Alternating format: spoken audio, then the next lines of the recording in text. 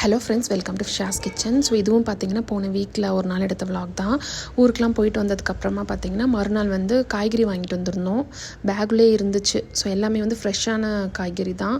அங்கே வந்துட்டு விவசாயம் பண்ணுறாங்க, அவங்க வீட்டிலே வந்து விற்கிறாங்க. ஸோ அதனால் ரொம்பவே ஃப்ரெஷ்ஷாக இருந்துச்சு. ரேட்டும் ரொம்ப கம்மி. கீரைலாம் பார்த்திங்கன்னா 10 ரூபா தான் ஒரு கட்டு.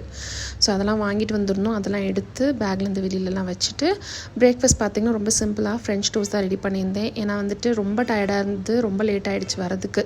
ஸோ அதுவுமே இல்லாமல் லேட்டாக வந்ததுக்கப்புறமா பாப்பாவுக்கு வந்துட்டு லஞ்சுக்கு வந்து நூடுல்ஸை வந்து நைட்டே வேக வச்சு ஒரு பாக்ஸில் போட்டு ஃப்ரிட்ஜில் ஸ்டோர் பண்ணி அந்த வேலையும் இருந்தது.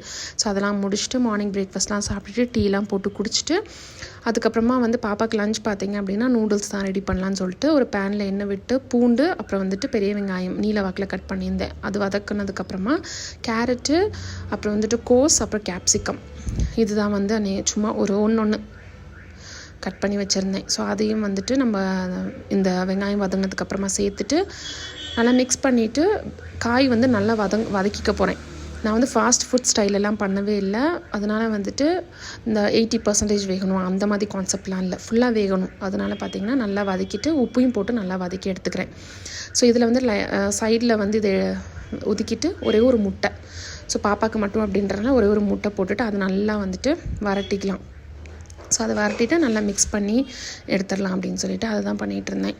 ஸோ ரொம்ப சிம்பிளாக தான் இருக்கும், பட் டேஸ்ட் வைஸ் பார்த்திங்கன்னா நல்லா தான் இருக்கும்.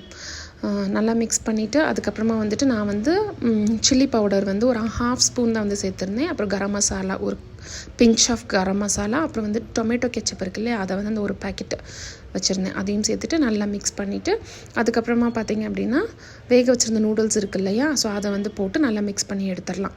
ஸோ உப்பு மட்டும் லைட்டாக பத்தலை அப்படின்னா நம்ம சேர்த்துக்கலாம். ஸோ இந்த மாதிரி தான் வந்துட்டு ரொம்ப சிம்பிளாக நம்மளோட இந்தியன் ஸ்டைலில் வந்துட்டு நூடுல்ஸ் ரெடி பண்ணியிருந்தேன். டேஸ்ட் வந்து பார்த்திங்கன்னா அதை விட இது நல்லா தான் இருந்தது. அதேமாதிரி கடையில் வாங்குறத விட இது நல்லா தான் இருந்தது. ஸோ அதனால் நல்லா மிக்ஸ் பண்ணிவிட்டு லஞ்ச் பாக்ஸ் பார்த்திங்கன்னா அதை மட்டும்தான் வந்து பேக் பண்ணியிருந்தேன், வேறு எதுவுமே பண்ணல. ஏன்னா அவ்வளோ டயர்டாக இருந்தது. பட் ஏதாவது ஒன்று பண்ணணும் அப்படின்றதுனால வந்துட்டு இதை வந்து பண்ணி கொடுத்துருந்தேன். ஸோ நல்லா மிக்ஸ் பண்ணிக்கலாம். மிக்ஸ் பண்ணிட்டீங்க அப்படின்னா எல்லாமே வந்து சேர்ந்து சூப்பர் டெக்ஸ்சரில் நல்லாயிருக்கும். ஸோ அவ்வளோதாங்க, ரெடி ஆகிடுச்சு. ஸோ கையோடு வந்துட்டு அன்றைக்கி லன்ச்சையும் வந்து பேக் பண்ணிவிட்டேன். ஸோ இப்படி தான் வந்து அன்றைக்கி டே வந்து எப்படின்னா ரொம்ப சோம்பேறித்தனமாக அப்படி தான் போயிட்டுருந்துச்சு. ஆனால் அடுத்தடுத்து வேலைகள் பார்த்திங்கன்னா நிறைய இருந்தது. ஸோ உங்களுக்கு இந்த வீடியோ பிடிச்சிருந்துச்சு அப்படின்னா ஷாஸ் கிச்சனுக்கு சப்ஸ்கிரைப் பண்ணிக்கோங்க. இன்னொரு வீடியோவில் பார்க்கலாம். தேங்க்யூ, பாய்.